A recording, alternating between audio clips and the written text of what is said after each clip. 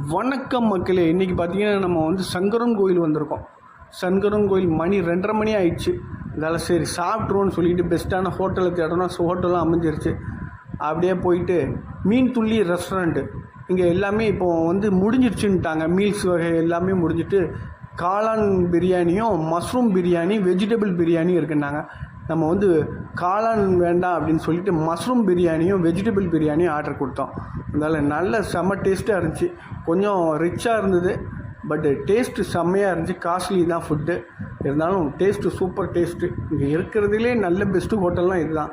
இந்த ஹோட்டல் பக்கத்திலே பார்த்தீங்கன்னா ஹம்சா ரெசார்ட்டுன்னு சூப்பராக இருந்துச்சு. அந்த தங்குற லாட்ஜ் மாதிரி சூப்பராக இருந்தது.